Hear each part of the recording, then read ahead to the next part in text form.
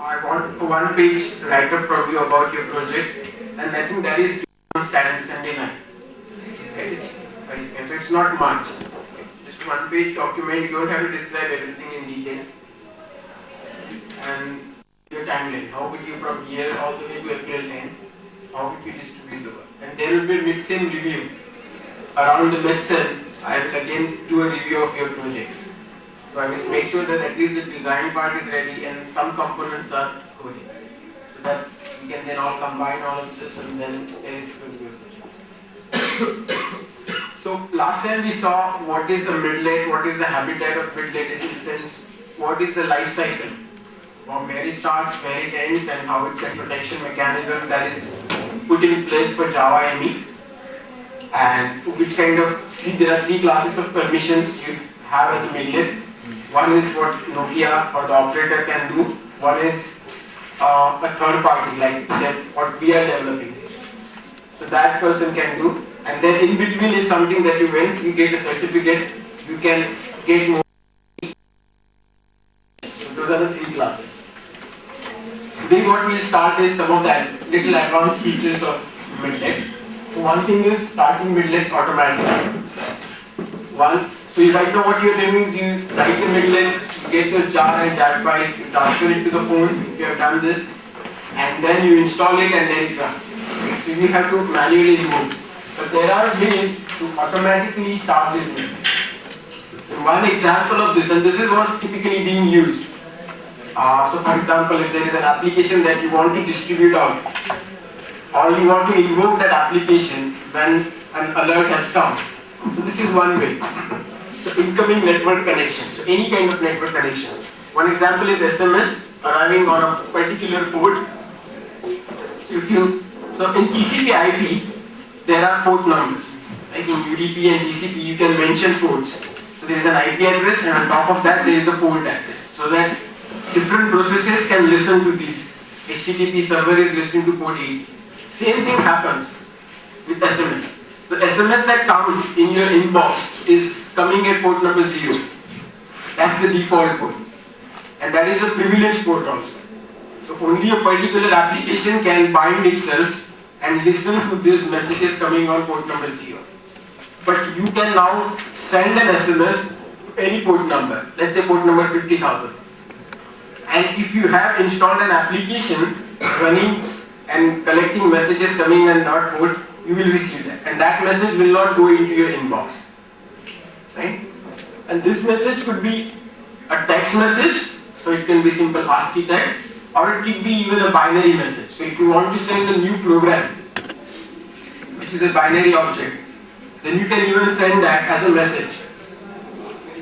So do you know what is typically the length of SMS? How many characters? 116. Right.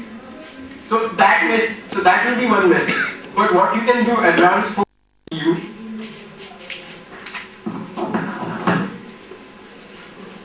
Right. So even in the SMS world, it will take this big. If there is a big SMS, you can even compose a bigger SMS. It will take this. It will divide it into MTU sizes, equal size message, and then it will send it with one sequence number for every packet. So in TCP/IP, you put the sequence number. So for example, if there is a big message like this, it will divide it into 3 pieces, and on every packet it will write a packet number, sequence number. And there is also an information about how many packets like this are there in the network. And then these packets travel individually. Same thing happens even for the SMS. These packets will arrive individually, and your phone on the server side is looking for all the messages. So you know there are 3 messages. It has received, let's say, 1 and 3. It will wait for 2 to arrive. Once 2 arrives, it combines everything and then it will show it. So the same idea about in the internet, what we use for TCP/IP data transfer, and every packet goes individually, same thing applies. So you can launch an application when a message has been sent to a port, or also an incoming socket connection. So if you have GPRS or Wi-Fi connection, and if there is a server running on this phone, and it's looking for the connection, just like HTTP server, and if a new connection comes in, the phone can look for this connection and it will start an application. Okay. So this is a very powerful feature, and this is typically would be used by, let's say, even or misused by virus activities. They will send some message at a port, application will launch itself and then propagate itself. Another thing is you can start a midlet at a particular time. So this is what I was talking about when we thought about a project for reminding people about their medicines. So you can actually install a time for a midlet and say at this time start this midlet automatically. So that is also we can do.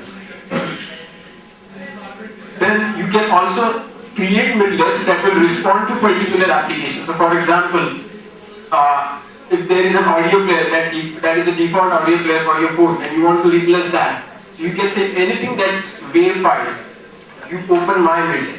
Right? So you can create your own data types and then install the midlets to launch all of these applications. So how this is done? So there is, just like in Windows, there is a registry where it maintains all the information about which are the programs, if you open which files. In the phone, there is something called the push registry. So in the push registry, it saves what are the network connections. You can specify the network connection setting and say this is the midlet I want to launch in respect for this particular network connection. So it simply maps all the network connection strings. So we'll see an example of a network connection string. It looks very similar to the URL that you write, like http:// and something, and then the port number. It's almost the same. So whenever network connection comes, there is the operating system of the Symbian operating system will look for this push registry. If there is any matching entry, it will launch that application. So this is an example of a network connection. So you will say SMS. So this is the name of the protocol. Just like you say HTTP, I'm saying SMS, and then this is the port number. Right? So what it is saying is, whenever there is an SMS coming to port number 50,000, I want to launch an application. Then, so with this, what you would mention when you do registration in the push registry is the class name. That should be launched. So if you will mention the name of the class for your midlet, and with respect to this connection, it will automatically launch it. And another thing that you can mention is representing allowed senders. So you don't want any sender to send you a message and launch an application. So if you want only few senders, so you can name that sender and say, okay, whenever the message comes from this party, they will be launched, right, to be secure. So that's something you can use for security. Otherwise, you can just use star, so that any sender, when it sends a message on 50,000, you would launch this application. A lot of times in the phone, you see two types of registration, even in Android. One is the dynamic registration. So that means something that when the application runs, will open up the registry and do the registration. So that is called dynamic registration. Another one is called static registration. So static means you compile the program, you have the binary file ready, you keep it aside, and then you go to the configuration of this program and you edit the configuration. So it is like a metadata. Just like there is a descriptor for every Java file, Java archive file, that you edit that descriptor and put all the information there. So now your code is separate from your configuration. And that is called static registration. So when you install all this midlet and that descriptor file is there, and operating system looks at this descriptor file, it will do all this registration entry for you, and then your program then will get automatically launched. Is the difference clear? Static and dynamic.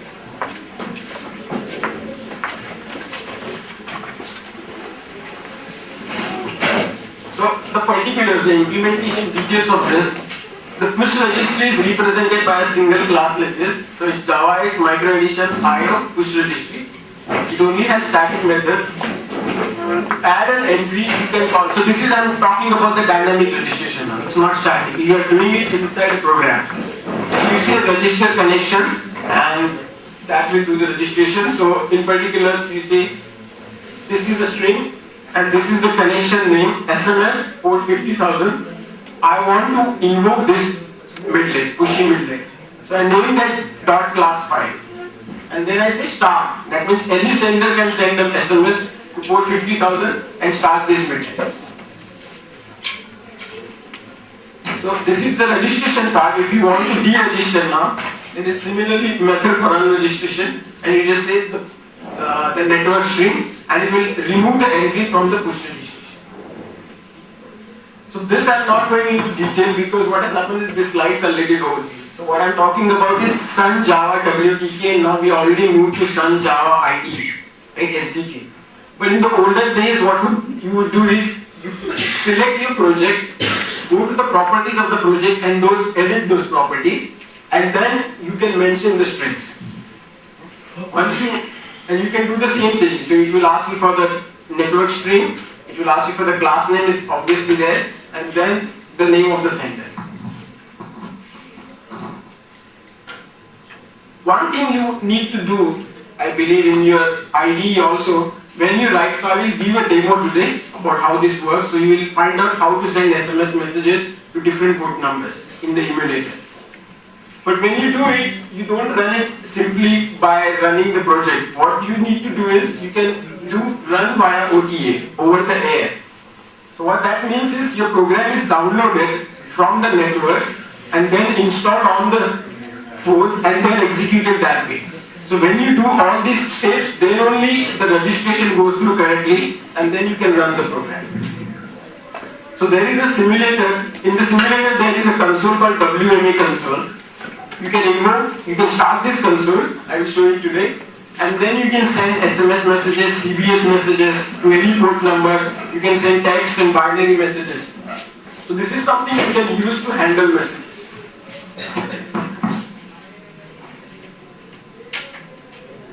So let me start this application and show it to you how it works.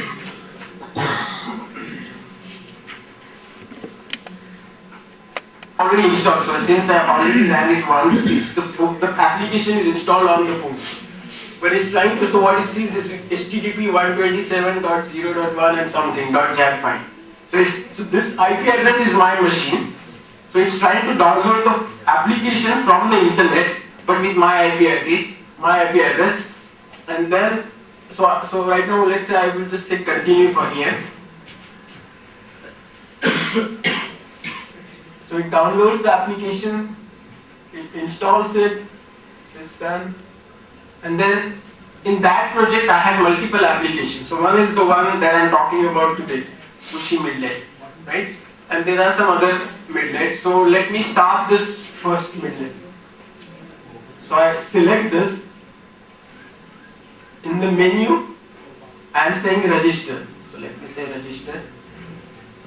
So now the security warning comes in, which is asking me whether so what it's saying is this application wants to register itself to be automatically started. So the user gets a warning saying whether he wants to do this or not. So if I say yes, it also wants to send text messages. This could result in charges, right? So I say yes. So it says register. Okay. So let me exit the code. So I am looking at port number 50,000. If I do exit here, I am again back to the same thing. Then go here.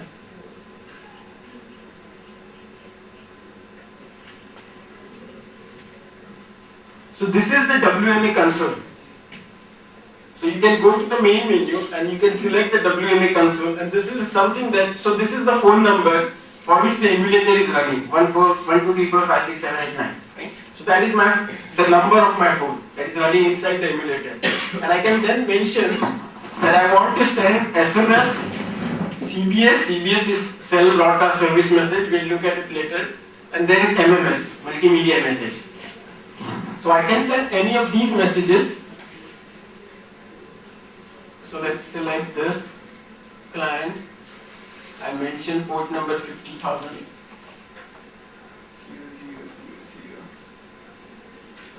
Just say hi.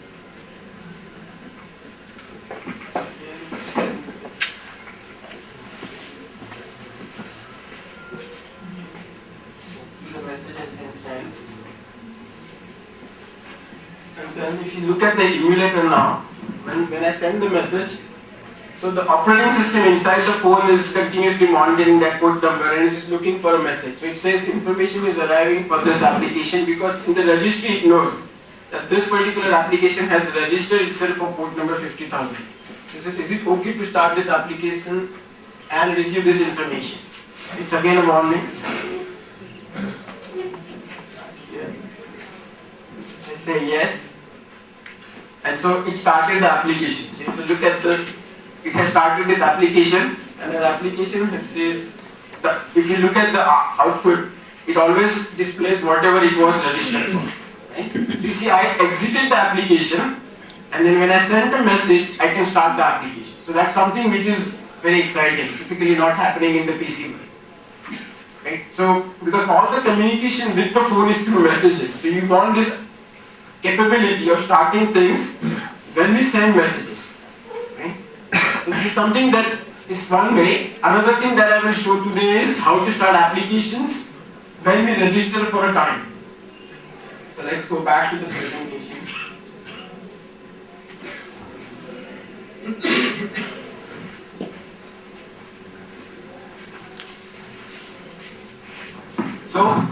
So you can do the register, and those of you are going to do projects about medicine alerts, they can, if they are going to do it in Java, they can use something like this, and if they are going to do it in Android, some similar feature will also be there in Android. So we'll do a register alarm, and the push registry will contain the specific time. So you can mention at this time I want to start this application, and then you pass the time. And so the code is there in the book. I will also probably post the code to show you how to do this. So what happens is when that time is reached, the application will automatically start. Now the challenge is how to figure out when the application is starting for the first time or is it starting in response to the alarm time. Right? So this is again the thing that I mentioned about start app. Right? In the life cycle, you don't really know when is the application starting? Is it for the first time or is it coming from the pause state and then resume? Same thing will happen here. So one thing you can do is you can actually compare the real time of the phone and see whether that time is matching with your alarm time. If it is matching, then the possibility of starting because of the alarm is high. Another thing you can do is you can have two different applications. One application only for the registration and one application that starts when the alarm fires. Right? So that way you just separate out these two applications so you are not in a confusion. But in the phone world, whenever you write this application, you have to always think about in terms of this. A lot of times the same thing will start as an interrupt and then you will not know when is it starting.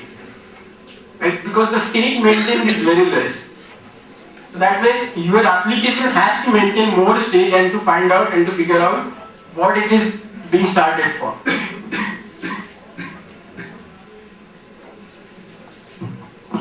So the next thing is the content handler. So for example, images, WAV file, video files and so on. So what you can do is you can create your own browser or your own media player and install it on the phone. And that's what in Android world is very popular. This is how the Opera browser that you get is able to, you can install it and it can get invoked whenever there is an HTML file coming up. Okay?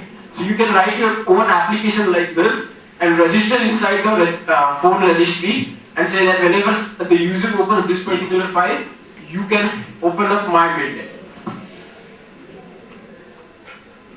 So it again, there is a method called invoke in the registry. You use that method and you can mention the entire string when describing what is the MIME type. So MIME is something that is, the word is coming from the email attachments.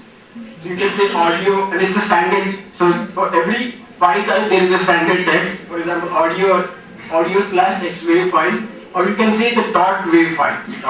Or you can even create a PDF reader now.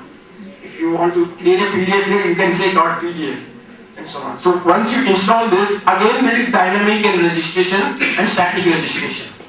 One thing is in the program you can do, and whenever you do it inside program, it's called dynamic. Whenever you do and go to the settings and do it, it's called static registration. So in this particular chapter, what we have looked at the registry and the static and dynamic registration part. We have seen how we can send messages to SMS. So I showed you SMS, but you can do the same thing for CBS. So CBS, if you know, I mean, in most of the Nokia phones, they display the string about where that phone is located. For example, let's say Dwarka Sector 3, right? So there is an application running continuously and looking at CBS port number 50. And you can retrieve, so you can retrieve that message and then it is showing up on the phone. You can write your own application or midlet that will listen for these messages. Then you can do it for a specific time, and this is again useful in the phone. And this is something, I mean, there is an SMS launcher, right? So you guys talk to you about a project which tells you to send a message at particular time, schedule SMS messages. Something, so you can, if you are doing it in Java ME, you can use this feature. You can install a midlet and tell him that at this particular time I want to get invoked. When it gets invoked, then you can send the SMS message. So this is the API that you would use for that project. And if you want to do content handling, for example, you create a new file type, then you can even install this your own content handler inside the phone, and that will get invoked. So any questions about this, the registry part, and how it handles the network connections? So you can, by the way, I just showed you SMS, but you can do it also for HTTP or any TCP/IP port, UDP port. Okay?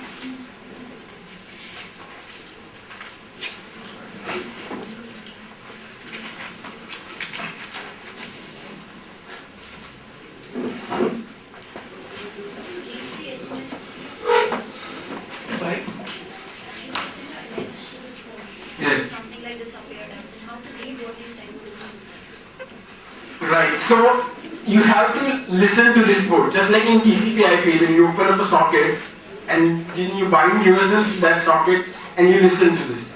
So you can do the same thing. You can bind to that port, and then whatever comes to that port, you can listen. So I am not giving the specific APIs that you can look up, but it's very similar to what you do in the socket programming for computer networks. It's the same thing. You just bind to that port and you will get all. Then you can open the stream. In Java, it's all streams. Open the stream and then read that stream. And you will get all the messages in that stream.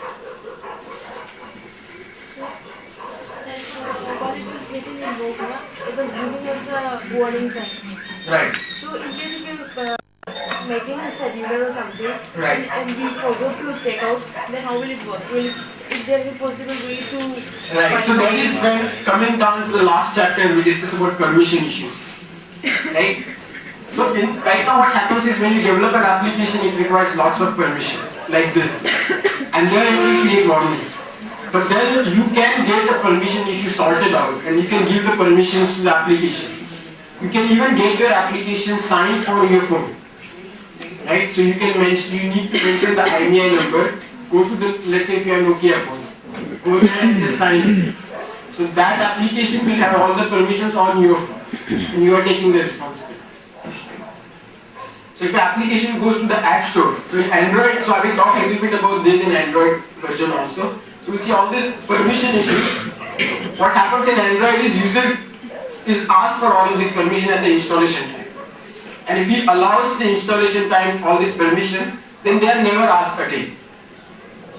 Right? And this is just one time. Right now what I am doing is I am not doing this. So it every time asks me for what. But you can just in the configuration get these permissions and you never ask for the permissions.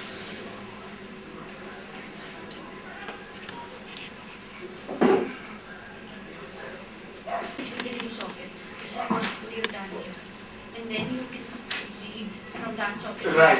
But actually I did not do this right now. What I did is something basic, more basic than what you are saying. I just said that operating system is looking at some port number.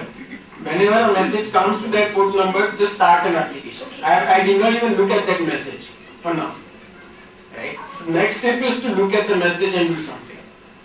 Right? For that you have to then connection, you have to create you have to bind yourself, as an application has to bind itself to that port number and keep receiving the messages, keep reading the stream. Kind of a listener at the server side, I mean a listener yes. at the server side. Yes.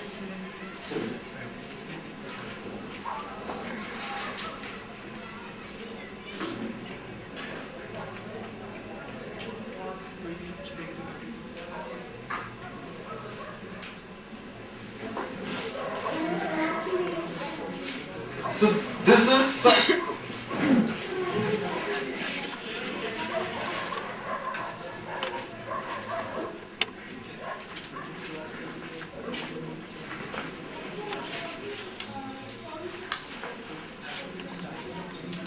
the way we now proceed is I have a couple of more things to talk about J2ME now.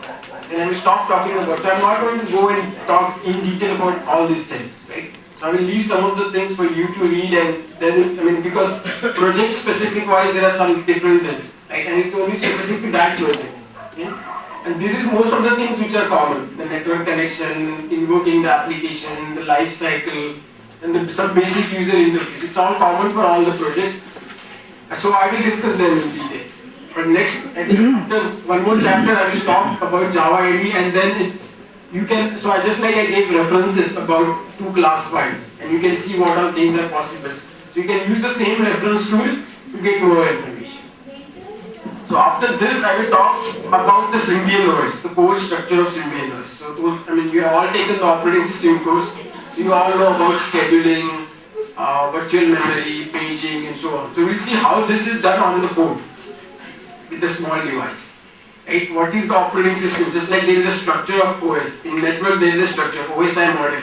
Right? Physical layer, network layer, IP layer, and so on. So we'll see the same structure in the phone for Symbian OS. And we'll see a comparison. What are the same things, what are the different things. Then I'm going to talk a little bit about Android. And I will compare it with Java EE. Same thing, most of the things you will see are the same. It's just that the syntax is different. That's it. See, things are almost the same. And then after that I will go more into mobile networking. Right? More about wireless protocols, Bluetooth protocol, and so on. So this is how the course will progress. So the basic user interface on the phone, the most basic thing. So it's called LCD UI in Java ME world, and is designed for the small environment. You see them in the phones, the screen size is very small. So everything that you develop on the phone, you have to think always in terms of a very small screen size. So if you are familiar or used to creating long forms, then that something will not work here. Also the devices are different. You develop something for one Android version HTC, but if you were to take this application and put it on Samsung, again a lot of things will change. So whenever you develop the code, make sure that you have some knowledge about what is the device it is running on, or just use very basic things. Like, don't assume that the screen size is this much. Like screen size is 128 by 128 or 128 by something. If you assume, then if you change the phone, your application will not work correctly. So screen sizes is one thing. We can assume screen size will be the smallest which is possible. Right, so that something also is one thing, but what happens is when you take now that application and put it on a better phone, it becomes, you see a very small thing, and most of the things are then taken away. Right? So again, so you can assume the smallest thing, but then when you go to an advanced phone, it looks very bad. That's it. So there are standard things, and I will talk about that, what you can do in this. So screen size vary, something you have to remember. Input methods also will vary. One thing is to have buttons, then there is touchscreen and so on, right? Somebody has a quadri keyboard, the entire keyboard. Somebody just have few 10 keypads for the numbers only, and then you use the same thing for this, and so on. So there are lots of different ways of getting the input. So try to use the input which is standard, and phone will figure it out depending upon its hardware specification what to show. So you just say, I will show you the example, that I want to create a text box and I want text input. Right? Now, once you specify this, the phone on which you are running, if it has a touchscreen keypad, it will show the touchscreen keypad. If it has just the keyboard, it will use the keyboard. Right? So you are not tied to one specific input type. You just say I want text. If you say I want email, it will, so on some of the phones, touchscreen phones, it shows the @ symbol on the first screen itself. Right? If you say I want to get the website name, then it will, so on iPhone there is something at the bottom says .com. Right? So .com is one just key that you can just press and .com will appear there. So you can mention what type of input you want. If you just want the phone number input, it will only show the number, right? So this is what you can mention, what kind of input you want, and the phone will figure it out and show the right keyboard, if it is a touchscreen keyboard. So it has 4 ready-made screens. I will recommend using those ready-made screens.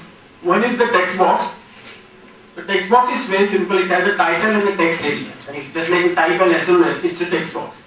But mostly you will not use the text box because it's very hard to type something on the phone. Another one is alert. So alert is suitable for showing short messages. So something which is like a notification which pops up. It's a pop-up thing. Okay? And this is now again catching up with Windows Mobile also and iPhone also. All these notifications because you have so many applications. You have calendar, you have SMS, you have missed calls. So all of these things are notification. If you miss a call, there is a missed call alert, and it's a pop-up. It's an alert. It stays there. Right? So you can create these kind of alerts for the user, and also there is typically a defined icon for everything for an alert, and there is a sound. Right? It plays some sound, default sound. There is list. So list is again the same thing. It has radio buttons, and you can select from those radio buttons. And then there is a form. So form is something that combines all of these things. So one is text box, one is alert, one is list, and then if in the form you can have this. So it's a container. Can contain a multiple text box and multiple lists and so on. So that is a generalized thing. So how to show a screen? So you say display. So you get the display screen of the phone like this. And then let's say I am creating a form. So I create a new form and then I d.set current in the form. Right? So whatever is the display that is shown on to the user, you get a pointer to that, and then you can put any form or text box or whatever you want to do inside it. Right? So this is how, and that will be displayed. And then you can jump between different screens also. That's something we have discussed. Because phone has multiple screens and you can go from one screen to another screen. So this is all same thing for text box, list, form and alert, but alert is little different. So what happens with alert is, you mention what is the alert here, and then you also have to mention what is the next screen. So when the alert comes in, the user taps to the alert, you need to show some other screen after that. In the standard thing, we just show the form, and user sees the form. But in the alert, you have to mention what is the current alert that you want to show, and then what is the next thing. For example, in my case, I'm showing him the form. So when he taps on the alert, the notification, he sees the next thing. One last thing is, whenever you say set current, doesn't mean that automatically at that instance the screen will change. Because there is just one thread that you are sharing with the operating system. Whenever that thread is scheduled, then only the screen change will happen. So you can't assume that whenever you say set current, it will immediately show up as a different screen. Right? It depends on the scheduler, and when the scheduler goes to that thread, then only it will change it. So there might be some delay in showing the screen. So text box is very simple. It has title and you can store all the text that you want. Then you can specify the maximum length and the constraints that you want to have. So for example, I was saying you can say it's an email address, so the keyboard will change. If you say it's a decimal number, there is some other keyboard. Or if you say any, that means a generalized text and anything can be put. So when you design, if you want the user to input email, make sure that you say email. That will simplify user's task to type in, because he sees the right keyboard with @ symbol and dot symbol on the first keyboard itself. Another thing is the password. So if you want to accept password for Google or anything, then if you mention password here, then when the user types in the password, he sees the star symbol. Right? Otherwise the password will be in the clear text. So you can use all of these things to make sure that the user interface is standard across different phones. Even if I change the phone from one version to another version, it will still show up as stars whenever I use passwords. This thing we will probably not use, but if you want to change the type of font or the language, you can even do that. So if your phone is multilingual, For example, if there is Hindi version also, you can type in Hindi, and if you mention that your input method is Hindi, then it will actually show the Hindi version of the keyboard. Right? So this is how you can very easily change the input modes. You don't need to think about the Hindi fonts and so on. And if you are developing an application that you want to distribute to population, probably you can even give this option.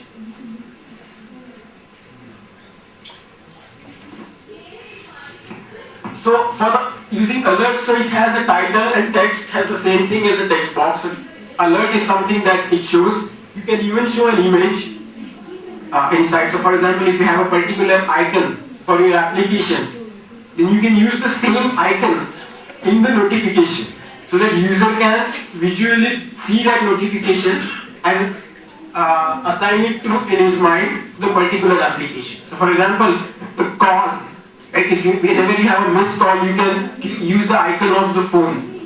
Whenever there is an SMS missed or there is an SMS notification, you can use the same icon.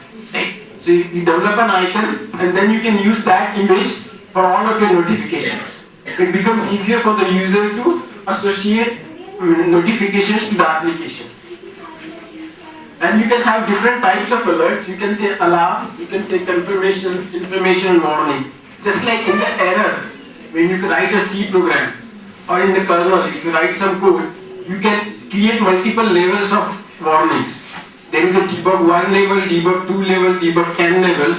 Similarly, you can do. So something like a error warning will have a different sound. But something which is for confirmation, which has a different sound. Right? So it becomes then standard for the user to associate what kind of error it is. You also mention a timeout for the notifications. What happens is if you have a missed call, it plays a message and stays there for some time. Right? And then after some time, if you just don't notice it, it disappears. So this is what you mention in as a timeout.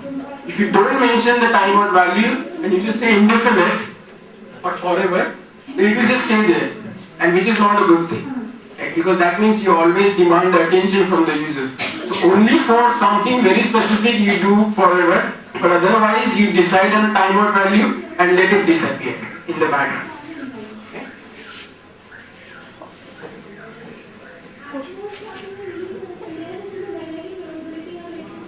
This is fine.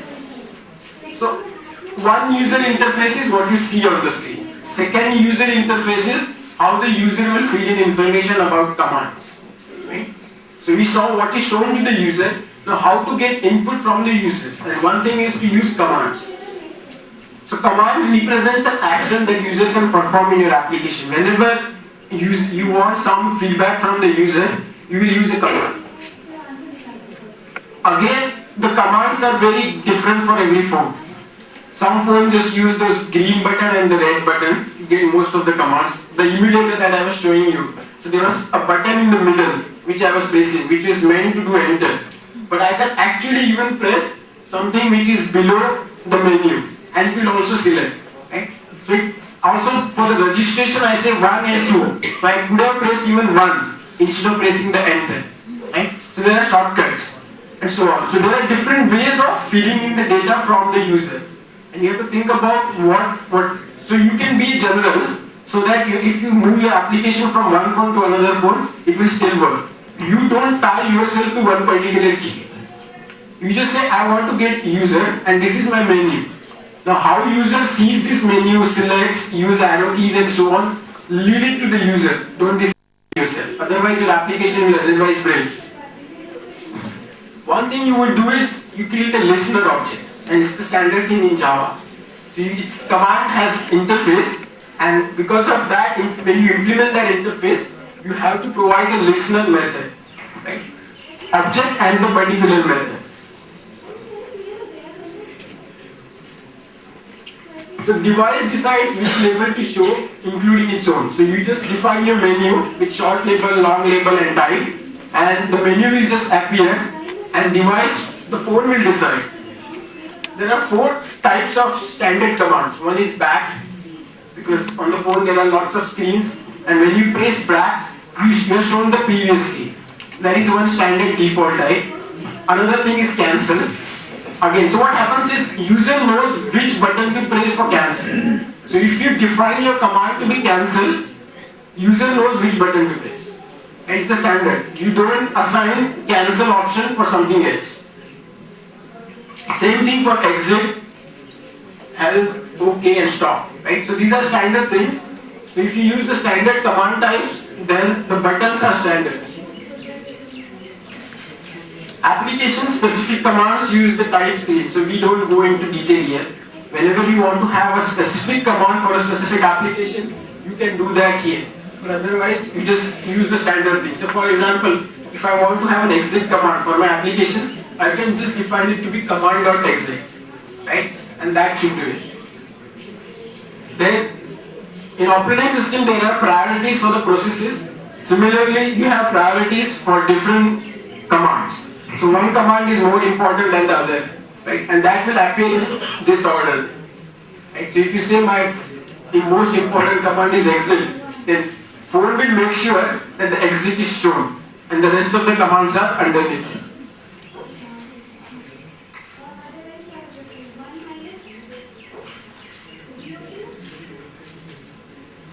So how to listen to commands? And that's, I think we have seen already, and it's very simple. It's just you say command action. So this is the interface in Java, command listener. So you implement this interface, and when you do that, by virtue of doing that, you have to put this command action as a method in your program. There are two parameters to this. One is command C. So operating system will tell you which command is pressed, and it also shows you which is the screen that is currently shown. Because you can have multiple screens and you don't know which screen is shown. So you also want a feedback from the user about what screen it is showing. Right? So you say on screen number 4, he pressed the exit command. Or on screen number 2, he pressed the enter command. So this is the displayable, which is the screen, the command, which actually this is the command. And then you can take the action. If there is an exit, you just close your program and leave. If it says enter, what you can do is you can read the form, and we'll see it in the next chapter. Whatever user has filled in inside the form, you can read all of that. One thing to make sure that all of these commands are again running in the system thread. That means that one thread that is system is sharing with you. So whatever actions you want to take should be very quick. If it's an exit, just exit. If it's an enter, just read it and do something. If you hop on this thread, what will happen is your phone will become very slow. Right? So if user presses something like an exit, and then you start connecting to the network and download something, the whole phone response time will become very slow. Right? Because you're using the same display thread that is being shared with the operating system. So make sure that you don't hop on this thread. Just do something that you want to do and leave it immediately. So these are the basic interfaces: text box, alerts, notifications. Use as much as possible as these ones, standard ones. Also the inputs, use as much as possible the standard ones: help, exit, OK, enter, so that your application is not something which appears away from the herd, right? And the user is able to use it easily. So any questions on the basic forms and the commands? So what we'll do is we'll stop here for some time, we'll take a break, and then I will talk about some little more advanced thing about the interfaces. Okay? So let's take a break of 5 minutes.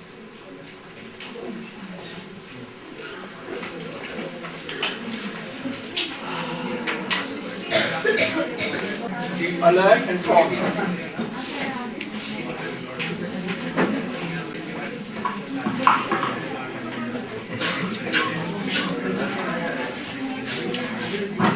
So first thing is the list, and just like any list, whenever you make a to-do list, you have all these items one after another and you do the tick mark. You can do the same thing with the list. It just shows what are the options and number of options. Every item has a text label and an associated image if you want. So you can put an image and the text item. It has 3 types.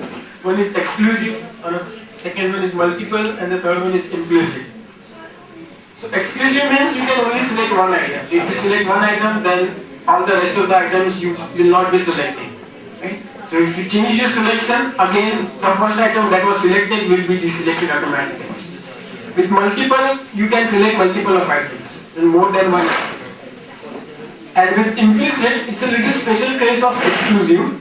It's just the way it's being handled. So again, with implicit, you can only select one item out of the n items, but whenever you select it, immediately creates an event, right? So for example, if you want to do a testing, whether the user has fed in the right data or not, so whenever the user selects something, you get an event, and you can do the checking there. Or if you want, depending upon the selection, you want to change some part of the screen, right? So you need some events whenever user do a selection. So for example, he goes to inbox and selects inbox, you will immediately show the inbox messages. He goes to the sent message folder, immediately on the right hand side you see all the sent messages.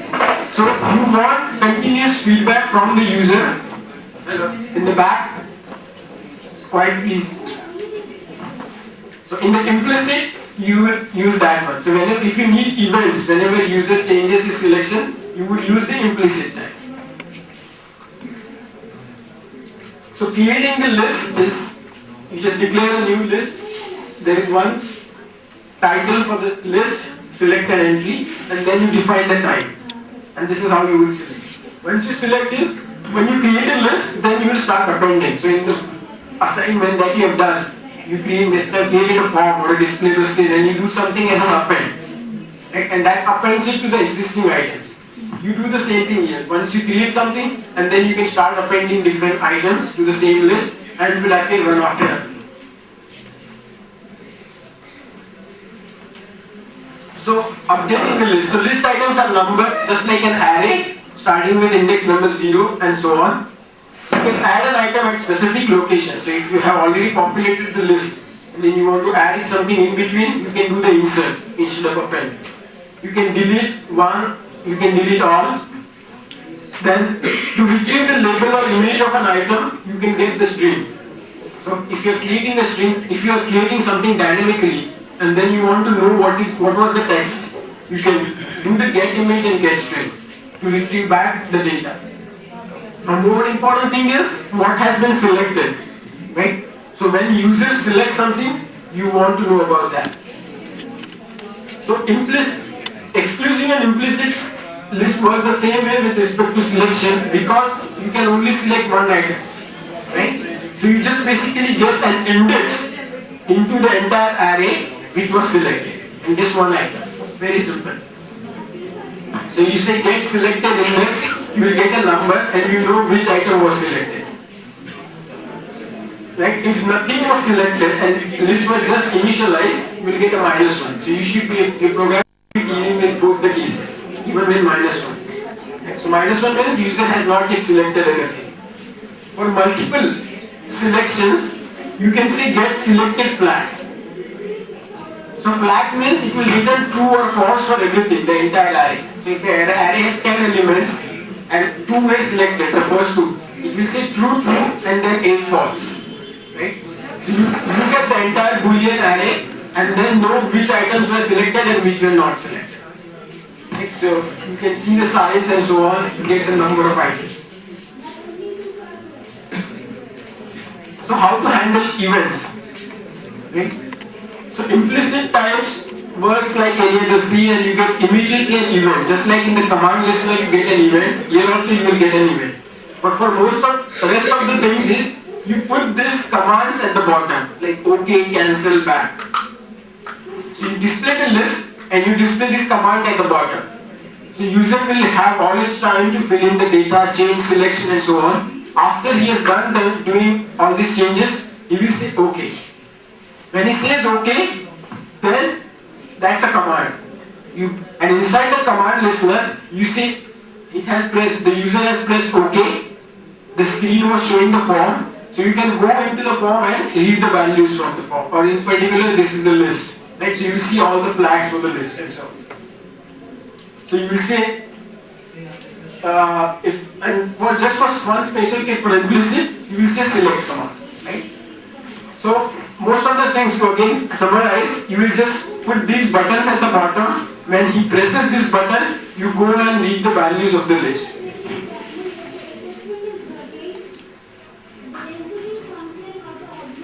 So in the form, we discussed 4 basic things, but you can also have something like a text field, image item. You can just put an image.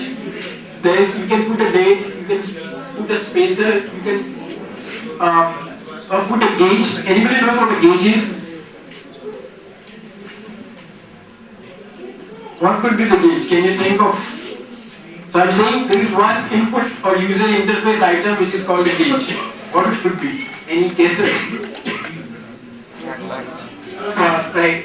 So you have something like a progress bar, right? So you've downloaded something or installing something, you see this progress bar. So all of this is a gauge. You can create multiple of these gauges. So user will navigate through the forms using his up and down buttons or the touchscreen buttons, scrolling buttons, swipe buttons. So types of gauges are interactive and non-interactive. Interactive means user can slide it, just like on the radio knob. He can do the slides and select frequencies. You can do the same in the interactive gauge. So you can show that gauge as an input and user can select something. So for example, volume on the touchscreen phone, it shows an arrow and then you can select. Or an MP3 player, you can select where to play the song. So that's a gauge and it's interactive. Another one is non-interactive, which means user cannot change the value of the gauge. You can change it. So user is not allowed to change it. And there are 2 types, continuous and non-continuous, which is discrete and continuous. So one is discrete where it has specific value 1, 2, 3, 4, 5, 6. And one is continuous, which is like a flowing liquid. Right? So you can select between these two and show what you have. So for example, if you're downloading an HTML file or you're creating an application that connects to Google and download something, you can show this progress bar so that user is not confused and make sure that your application is really running and it's not stalled. So we can get change events whenever users changes selection. So if you want to get more information about selections and dynamically get this information, so for example, I talked to you about he has selected inbox or outbox or sent mess. So depending upon his selection, you want to change the output. You can then create events and listen for all those events. Okay? So that's something which is more advanced, and you can create an item state listener. So what is the current state of my items in the form? And if you create this listener, then whenever there is a state change, you will get an event. But you don't have to do it. Another way, simple way, just press OK and you read all the values. But otherwise, you can create an event listener which will continuously listen, and whenever there is a change in selection, you will change that value. So the advantage of this is you dynamically interact with the form, and depending upon one selection, you can even change the form. So first item is, let's say, public or private, and he selects private, you show a different form below it. Right? So you can have an event which is continuously listening for all these changes and dynamically change the form itself.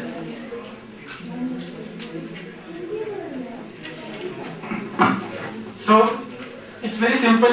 Just like we say add command, even for the state change, you do just adding of commands. So the event handling for item commands is separate from command handling. Right? So command handling is OK, exit and all those commands that you show at the bottom. So similarly, you have one more interface to listen for the state changes, and this is different. And you create an item command listener as an object and then pass it to the listener method to receive notifications. After you do this, you implement this interface, you start getting these notifications and you can act on it. So item command listener has a single method, command action, which receives a reference to the command that was invoked and the item holding the command. So you get all these items also which was changed and which command was used, and once you look at this, then you can take necessary actions. I think we are going to stop today a little early. Almost finished. So we saw all the basic user interfaces. The simplest thing is list and form. Text box is something that typically you will not use, but you have it. You also have notifications. Users can allow multiple selections, single selections, and so on. Depending upon the selection, you can create an interface and receive events for that, and that will make the entire form dynamic. Form is collection of all of these items, right? So one thing is to have these items, and then it's a container, which is the form. Your application can be notified whenever any particular value also changes, not only the entire form but even particular items. And you can create commands for every item, and then whenever that item is shown, those commands are shown. Right? So your form has become, now this, if you try to use all of these features, what will happen is, it might become little cumbersome or too complex for the user. So even if you have all of these capabilities and make a very smart form, make sure that you still make the form simpler. It's not complex, right?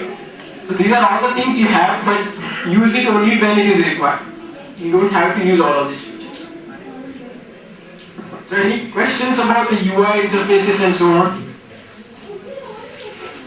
So this is the end of Java ME. So I'm not going to go any more detail in Java ME. I just wanted to give you some information about what programming is. Also now I will post some assignments on this, on basic user interfaces, about forms and so on. So you get familiar with using all of these things, right? Then, as I said earlier, I will now go into the operating system. Inside the operating system, and we'll see all the details of the operating system. And then once we totally cover Java and Symbian, we will get an overview of what Android is. So that is how we will proceed. And after that, it's going to be more about wireless and so on. Okay. So we'll stop here today. I will post all these slides to their link. Make sure that you submit the assignment and your project idea in the Moodle.